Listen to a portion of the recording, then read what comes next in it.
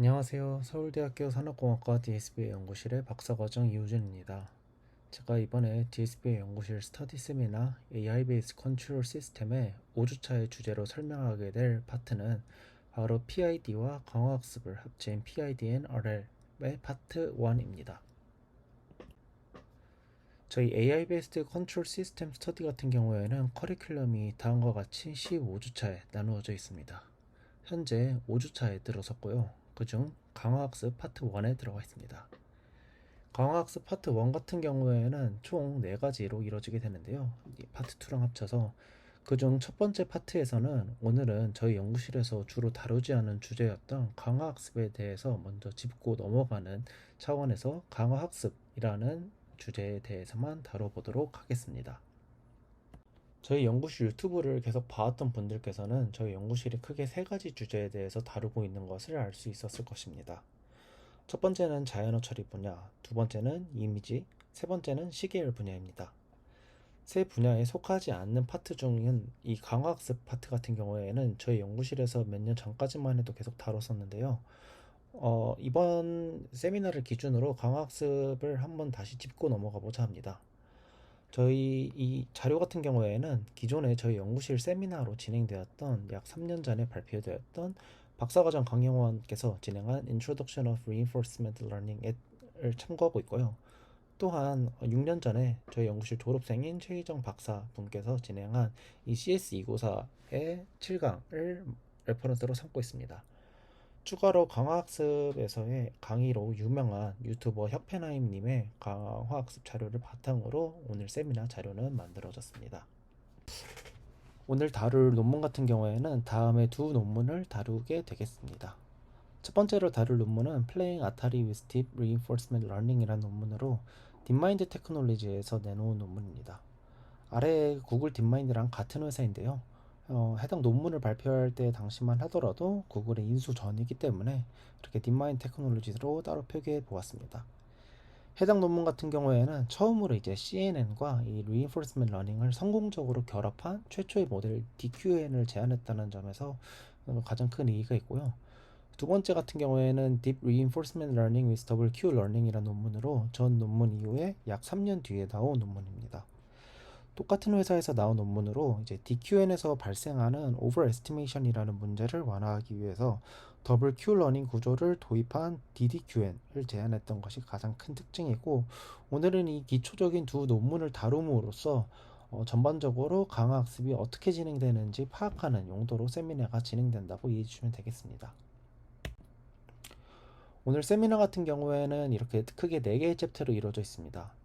먼저 강학습이란 뭔지 알아보는 인트로덕션 파트와 그리고 강학습의 기초적인 개념을 알려드리는 이 Basics of RL, 그리고 나머지 2가지 논문을 소개해 드리도록 하겠습니다.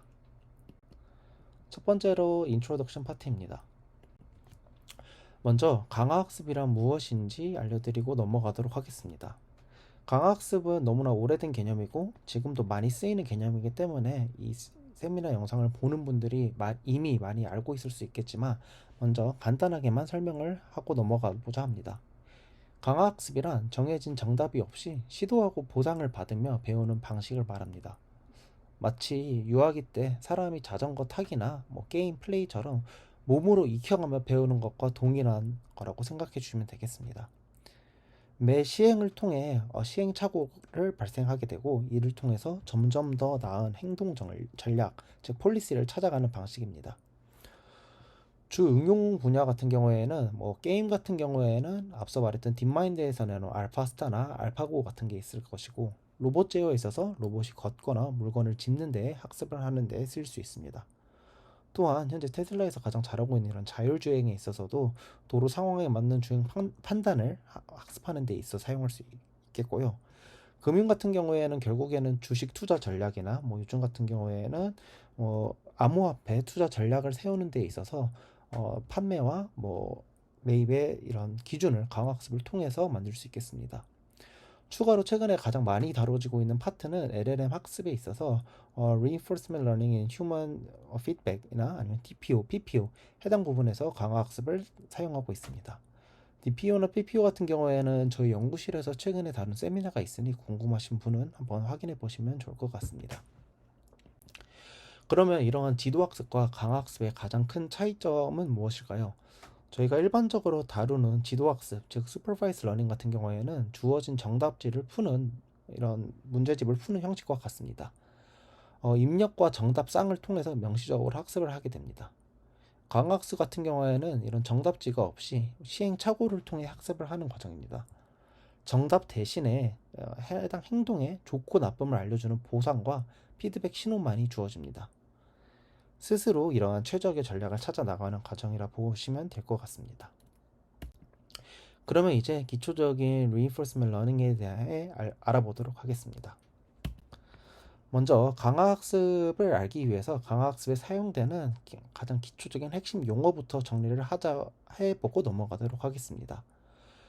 오른쪽에 이 팩맨에서의 이 그레이트 스페이스의 예시를 들면서 한번 설명을 드리도록 하겠습니다. 첫 번째로 environment라는 이 단어는 즉 환경이란 뜻을 갖고 있는데요.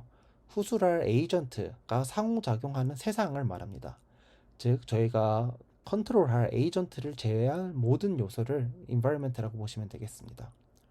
오른쪽의 예시에서는 그리드 스페이스나 그리고 이 팩맨이 먹어서 보상을 얻게 될 체리 자체가 모두 다 환경, environment가 되겠습니다. 다음은 에이전트입니다. 에이전트는 학습하는 대상이며 동시에 이 environment, 환경에서 액션을 취하는 개체를 말합니다. 오른쪽의 예시에서는 이 팩맨, 노란색 팩맨이 이 에이전트가 되겠습니다. 다음은 스테이트, 상태인데요. 말 그대로 현재 상황에 대한 정보입니다. 예시를 들어 해당 오른쪽 그리드 스페이스에서의 각 객체에 대해서 위치 정보를 담는 것을 스테이트라고 한다면은 팩맨은 1,1에 있고 체리는 1,2에 있어서 이러한 상황에 대한 정보를 위치 정보를 담은 것을 스테이트라고도 볼 수 있겠습니다. 다음은 액션이라는 겁니다. 액션은 앞서 말했던 팩맨이라는 에이전트가 취할 수 있는 선택지를 얘기하는데요. 다음 상황에서 팩맨이 오른쪽으로 갈 수도 있고 위로, 아래로, 그리고 왼쪽으로도 갈 수 있습니다.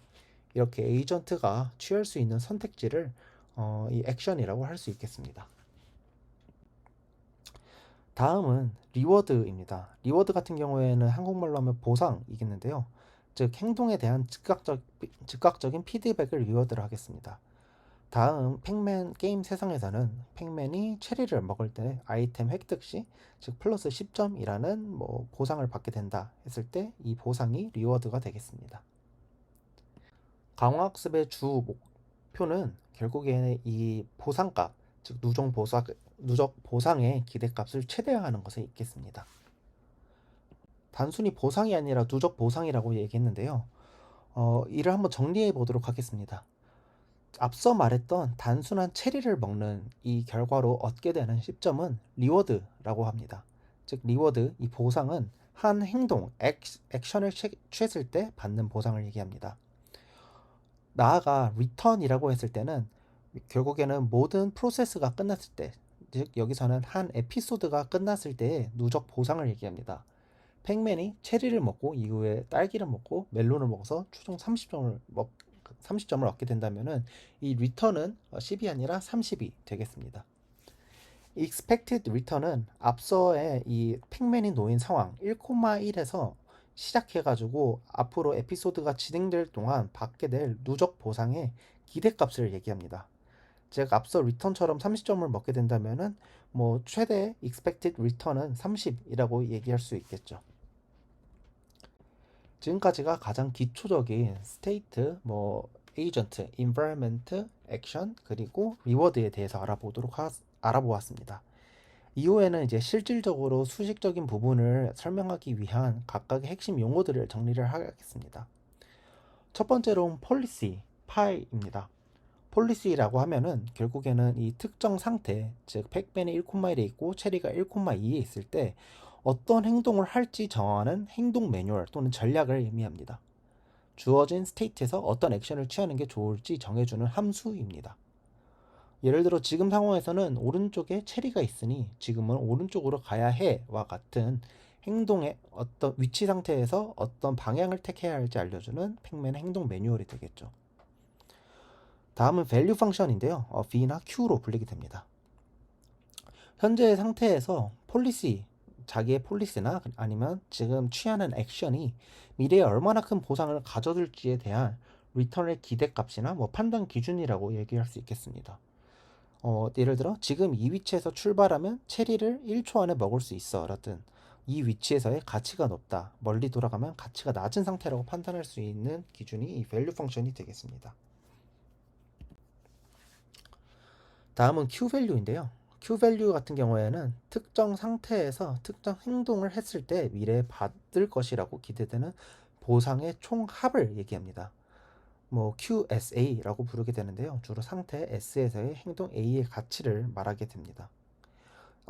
이를 설명하기 위해서 이 Q러닝의 단계를 다음과 같은 그리드 월드의 example을 통해서 얘기하도록 하겠습니다. 이 그리드 월드 스페이스 같은 경우에는 각 팩맨이 움직일 수 있는 공간을 나타냅니다. 팩맨이 한 턴당 자기 주변에 있는 칸으로 이동할 수 있다고 얘기해 보았을 때 팩맨은 지금 칸에서 오른쪽으로 가거나 왼쪽으로 가거나 좌측으로 가거나 우측으로 갈 수 있겠습니다. 근데 좌측으로 우측으로 막혀 있으니까 지금 현재 상태에서는 오른쪽이나 아래쪽으로만 움직일 수 있겠죠. 그때 움직여서 다음 칸으로 이동했을 때 얻을 수 있는 리워드 값을 이 노란색으로 4등분한 칸에 적어내도록 하겠습니다.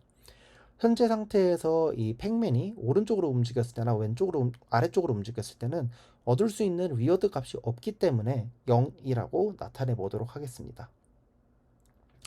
이제 이 팩맨이 이 리워드인 체리를 얻으러 가기 위해서 이제 그리디 액션을 취하게 될 것입니다. 그리디 액션이라고 하면은 그리디라는 표현에서 알 수 있다시피 결국에는 이 체리를 얻기 위해서 움직이는 모든 경우의 수를 그리디하게 나아간다라고 이해해 주시면 되겠습니다. 즉 최적회를 구하는 데 사용되는 가장 근사적인 방법인데요. 매 순간에 최적이라고 생각되는 것을 선택해 나가는 방식으로 진행하여 최종적인 해답에 도달하는 방식을 의미합니다. 지금의 팩맨인 상태에서 왼쪽으로 가나 오른쪽으로 가나 0인 상태입니다. 이때 팩맨이 아래로 이동해 본다고 생각을 해 보겠습니다. 그럼 다음 스텝에서 팩맨의 위치는 다음과 같이 변할 것입니다. 이때도 결국 팩맨은 아래나 오른쪽으로만 움직일 수 있는 상태가 되는데 결국 이때 움직일 때 얻는 리워드 값은 아직 0밖에 되지 않을 것입니다. 다음 스텝에서 이제 팩맨이 오른쪽으로 움직였을 때 팩맨의 상태에서 얻을 수 있는 리워드 또한 이제 expected 리워드가 모든 상태에서 0임을 알 수 있겠습니다.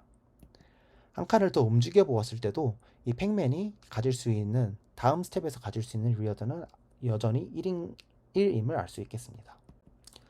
다음 스텝에서도 동일하게 오른쪽으로 움직였다고 가정해 보겠습니다. 오른쪽으로 움직였을 때 이 팩맨이 주위에서 얻을 수 있는 상태는 아직까지는 발견하지 못한 상태니 0이라고 하겠습니다. 다음 스텝에서 팩맨이 위로 움직이게 된다면은 결국에는 이 체리를 만나 체리를 먹게 되어 이 리워드 1을 갖게 될 것입니다. 이렇게 갖게 된 리워드를 1이라고 기록하게 된다면은 결국에는 전 단계인 상태에서 이 팩맨이 이 위로 움직였을 때 가질 수 있는 리워드가 1이라고 기록될 것입니다. 그러면 다시 돌아와 보도록 하겠습니다. 다시 팩맨이 초기에 이니셜 스테이트에 놓였을 때 다시 한번 행동을 시작한다 했을 때 동일한 패스로 움직이게 되었을 때 팩맨의 행동은 이 칸에서 다음 칸에 리워드가 1임을 알게 되므로 해당 칸의 Q 밸류 또한 우측으로 갈 시 Q 밸류를 1을 얻을 수 있다고 업데이트 해주게 됩니다. 순차적으로 해당 칸에서도 다음 오른쪽 칸으로 넘어갔을 때 Q 밸류가 1임을 다시 표기해주고 아래 칸에서도 동일하게 그리고 처음 이니셜 스테이트에서도 동일하게 1로 업데이트 해주게 됩니다. 허나 이렇게 Q 밸류가 1로 다 기록된 상태에서는 팩맨은 항상 Q 밸류가 가장 높은 방향인 아래 그리고 오른쪽 다음 위로 움직이는 코스밖에 움직이지 못하게 됩니다. 허나 그림에서 보다시피 팩맨이 체리를 얻으러 가기 위한 가장 최적의 루트는 현재 칸에서 우측으로만 이동하는 것입니다. 더 좋은 루트가 있음에도 같은 곳만 가게 되는 문제가 발생하게 됩니다. 그를 위해서 팩맨은 현재의 최적화된 루트가 아닌 새로운 루트를 탐험하는 익스플로레이션 단계가 필요합니다. 이런 익스플로레이션 단계를 위해서 제안된 것이 입실론 그리드 액션이라는 뜻입니다. 입실론 그리드 액션은 0과 1 사이에 입실론이라는 하이퍼 파라미터를 사용하여 액션을 취하는 방법입니다. 입실론의 확률로 기존의 방법이 아닌 랜덤한 액션을 취하게 되고, 반대인 1-입실론 확률로는 그리디한 액션을 그대로 따라가게 됩니다. 만약 다음에 칸에서 아래처럼 내려가지 않고 우측으로 랜덤하게 이동했다고 생각해 보겠습니다. 해당 칸에서 다음 또한 동일하게 우측으로 이동할 시 체리를 얻을 수 있는 새로운 방법을 배울 수 있게 됩니다. 이를 통해 가지고 팩맨은 기존의 루트가 아닌 새로운 루트로 이 체리를 얻게 될 수 있는 새로운 패스를 찾을 수 있게 됩니다. 또한 입실론 그리드 액션을 통해서 새로운 패스를 찾을 수도 있지만, 랜덤한 방향으로 탐험을 하다 또 새로운 리워드 또한 찾을 수 있습니다. 오른쪽의 그림과 같이 아래에 팩맨이 먹게 되는 유령, 고스트 같은 경우에는 리워드가 더 큰 값을 갖게 되는데, 해당 값으로 찾는 이제 새로운 패스를 찾을 수 있게 됩니다. 즉, 입실론 그리디는 결국에는 익스플로레이션, 새로운 패스나 새로운 리워드를 찾는 탐험과 기존의 패스를 활용하는 익스플로이테이션 사이의 밸런스를 맞추는 것이 가장 중요합니다. 그래서 사용하게 되는 것이 이 DK 입실론 그리디 액션 방식인데, DK에서 알 수 있다시피 초반에는 탐험을 위주로 하는 입실론 값이 큰 액션을 하게 되고, 후반에는 탐험을 줄이고 만들어진 패스를 그대로 활용을 하는 익스플로이테이션 방식을 사용하게 됩니다. 앞선 방식으로 찾아놓은 패스가 있다고 해봅시다. 저희가 지금 팩맨의 위치에서 리워드인 체리를 향해 가는 방식은 두 가지 패스가 있습니다. 사람이 보기에는 물론 팩맨이 체리를 향해 가는 패스는 파란색 A가 초록색 B보다 칸수를 2칸 더 적게 이동하기 때문에 더 좋은 패스라는 것을 알 수 있습니다. 허나 A와 B 중에 어떤 패스가 더 좋은 패스인지 현재 스테이트에서 팩맨이 더 알 수는 없습니다. 이를 위해 활용하는 것이 바로 디스카운트 팩터라는 개념입니다. 디스카운트 팩터는 0과 1 사이의 값인 R이라는 하이퍼 파라미터를 해당 그리드에서 떨어진 정도만큼 곱해주는 개념입니다. 즉, 미래에 얻을 리워드 값에 R을 연속적으로 곱하는 개념이라고 봐주시면 됩니다. 다음과 같이 R을 곱하게 되면 오른쪽으로 가는 패스의 리워드는 R제곱으로 표시가 되고, 아래로 가는 형태의 리워드는 R4제곱의 형태가 됩니다. 이를 통해 디스카운트 팩터를 통해서 활용하게 되면 결국에는 어느 패스가 더 효율적인지 계산이 쉽게 되고, 현재 리워드와 미래 리워드 사이의 가치를 쉽게 수학적으로 풀어낼 수 있다는 큰 장점이 있습니다. 이렇게 Q러닝에 대해 기본적인 개념을 알았으므로 이제 Q 업데이트의 개념을 알겠습니다. Q러닝은 이제 벨만 이퀘이션의 핵심 원리를 기반으로 Q 값을 업데이트해 나갑니다. 벨만 이퀘이션을 풀어서 설명하면 어려울 테니 직관적 의미를 풀어서 한번 보겠습니다. 벨만 이퀘이션의 직관적 의미는 현재 행동의 가치는 현재 행동으로 얻을 수 있는 즉각적인 보상이랑 다음 상태에서 얻을 수 있는 최대 가치의 할인된 값을 곱해가지고 계산되게 됩니다. 아래의 수식이 벨만 이퀘이션의 핵심 원리를 기반으로 작성된 Q러닝의 수식입니다. 해당 파트에서 우측 부분에 제가 초록색, 파란색, 그리고 보라색으로 표시된 부분을 보도록 하겠습니다. 먼저 알파라는 웨이트는 새로운 것을 얼마나 받아들일 것에 대한 하이퍼 파라미터입니다.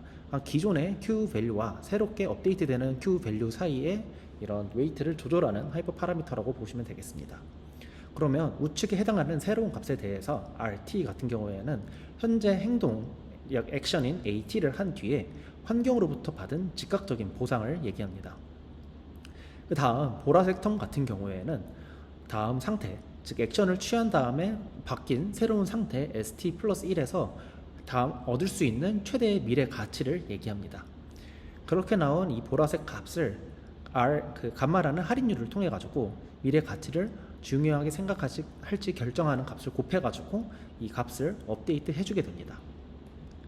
순서대로 보겠습니다. 현재 상태 ST에서 어떠한 행동 AT를 취하게 되고, 그 다음으로 그 결과로 보상 RT와 다음 상태인 ST 플러스 1을 관찰할 수 있게 됩니다.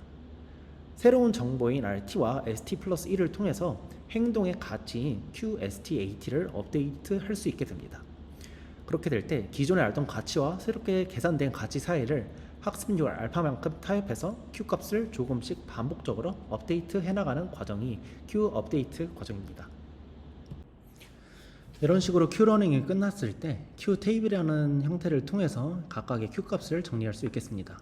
왼쪽에 보이는 표가 이 Q테이블을 뜻하는데요. 행은 각 상태를, 그리고 열은 각 행동을 나타냅니다. 표의 각 칸에는 특정 상태에서 특정 행동을 했을 때 얻을 수 있는 Q값들을 모두 기록하는 형태의 Q테이블을 만들 수 있겠습니다. 실제적으로는 상태와 행동의 수가 너무 많기 때문에 이게 좀 유효하는 경우에만 가능을 하게 되는데, 현실적으로는 불가능한 상황입니다. 후스랄 논문에서 다루는 아타리와 같은 고전 게임에서도 210x 160 픽셀에서 각 픽셀이 가질 수 있는 색상 값까지 고려하게 되면은 경우의 수는 거의 무한대에 가까워지기 때문에 이런 식으로 Q테이블을 활용하는 방식은 이론적으로는 가능하지 실제적으로는 불가능한 방식입니다. 그래서 이 후수라는 방식들의 딥러닝을 활용한 reinforcement learning 방식들은 답을 이렇게 적어서 외우는 형태가 아닌 패턴을 학습하는 근사함수인 DQN을 만들자는 주 목적을 가지고 진행을 하고 있습니다. 그럼 첫 번째 논문인 Playing Atari with Deep Reinforcement Learning이라는 논문에 대해 다루도록 하겠습니다.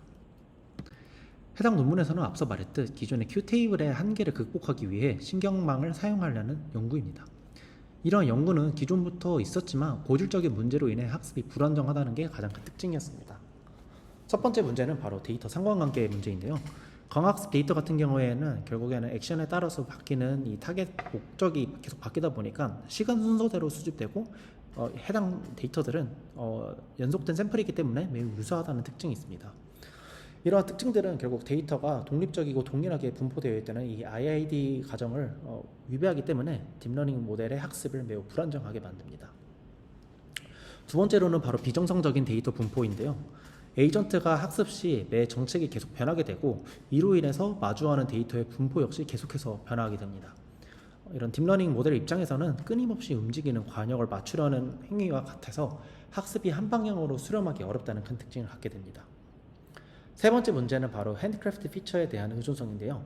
과거에 뭔가 성공적인 RL 에이전트들은 배경을 제거하거나 객체 위치 감지 등 사람이 직접 설계한 특징에 크게 의존하는 이런 특징들이 있습니다.